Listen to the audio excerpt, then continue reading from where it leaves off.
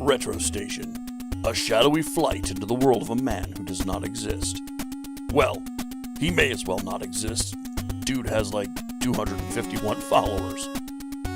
Commander Dan, a loner, a rebel, entrapped aboard a satellite above the Earth by powers unknown to review, inspect, and expose retro games based on licensed properties.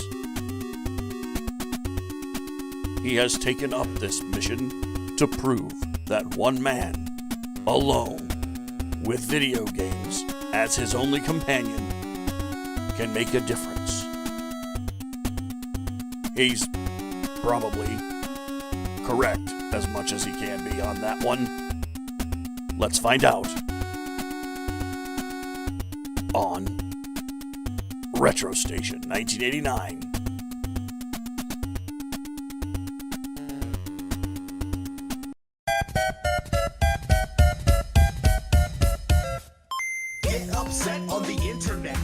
Hey everybody, welcome to Retro Station 1989, and this is License to Play. It's my series of reviews on retro video games that are based on licensed properties like movies, TV, comic books, characters, superheroes, and sometimes fast food mascots. This week, we're hitting the 80s again, and as an 80s kid myself, meaning I grew up in the 80s, you can see by my shirt here, DuckTales, it wasn't always about cartoons, you know, like G.I. Joe and the real Ghostbusters and Transformers. Those were great, absolutely wonderful. We had other stuff that was just as awesome. We had A-Team. We had Manimal. We had the Misfits of Science. We had Knight Rider. Back to the 80s. Gotta say, being a kid in the 80s was a crazy time. There were zero limits on what toy companies, candy companies, and other entities could do to expose your meaty little young brains to whatever the hell they wanted. While we got bombarded by cartoons, mascots, and cartoon mascots during the afternoons and weekends, in the evenings, well, then we were bombarded by action-adventure shows. Like the A-Team, a group of soldiers of fortune trying to clear their names and help out the little guy with Mr. T. And their video game was fucking hog shit. Look at this jibber jabber. Be somebody and never play this shit smeared sack of garbage. Then there was Airwolf, Stringfellow Hawk, and Ernest Borgnine getting helicopter-related adventures and kick ass. And Airwolf's game was alright, but I mean, come on, look at this thing. Then we come to one of my all-time favorite shows, Knight Rider. Damn, Knight Rider was fucking cool. It was one of the best things out there for kids. I mean, if you were awake and it was a Friday night and Knight Rider's theme came on, just that dun-dun, dun-dun, dun-dun, you were ready. You were ready for action. You were ready for adventure. And apparently gorillas and shit. I mean, Knight Rider had everything. It had evil twins, Garth. What the fuck, Garth? Garth, Knight is Michael's half-brother, but he's an evil twin, and you can tell because he's got a mustache. Evil, right? And he drives Goliath, a fucking semi, so it's like speedy car versus semi. It's fucking amazing. Where else do you get that shit? Anywhere? No. Turbo Teen, maybe, on Saturday mornings. But otherwise, no. You got a talking car, you got yourself the best time of your life. I mean, if you want a really good example of the craziness that's in Knight Rider, check out Alison Pregler's Movie Nights.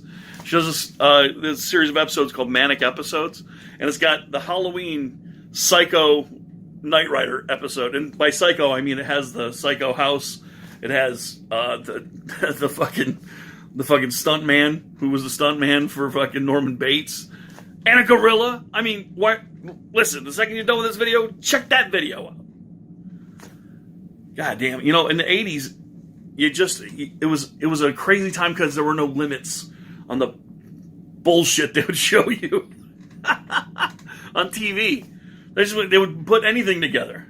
A guy who can fucking turn into a tiger. Never would. He'd probably turn into a dog or a bat or something that will definitely fit the show's budget. Automan. Yeah, he did.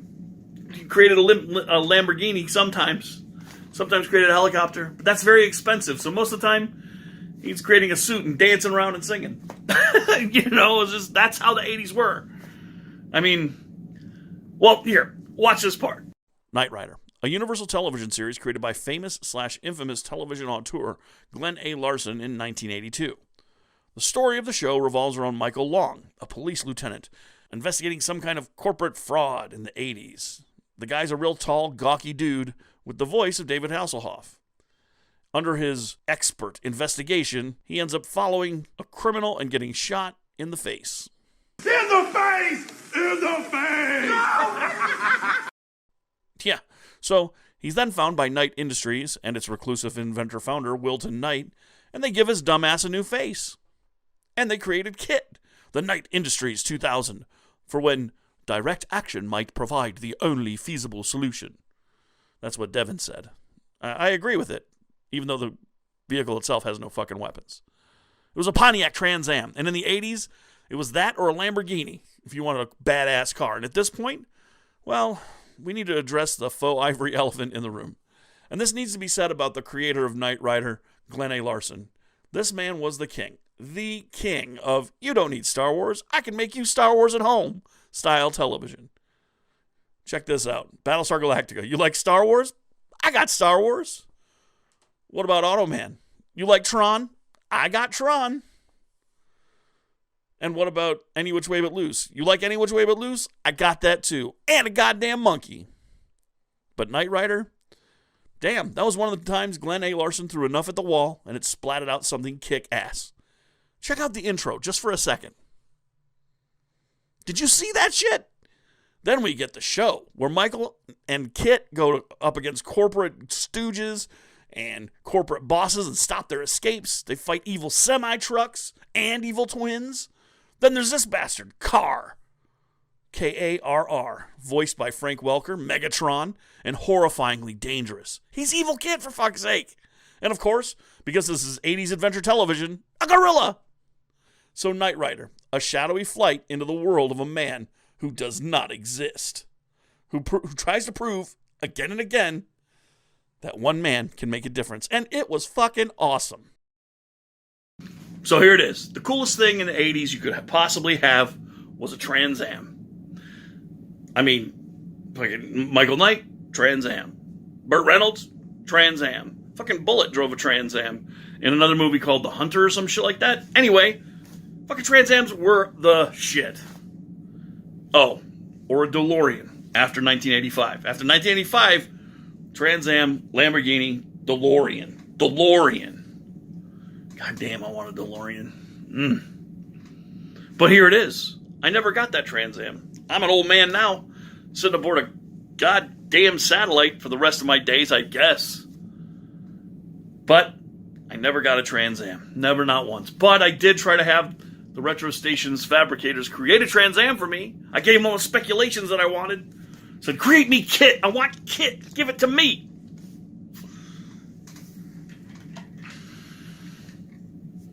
The best they could do. I mean, it's pretty accurate. See? Michael, why am I so tiny now?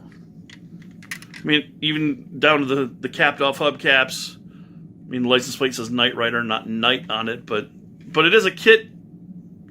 It is a Knight Industries model 2000. Check it out. Steering wheel.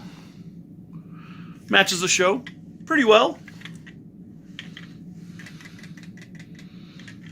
But it's like I said, you know,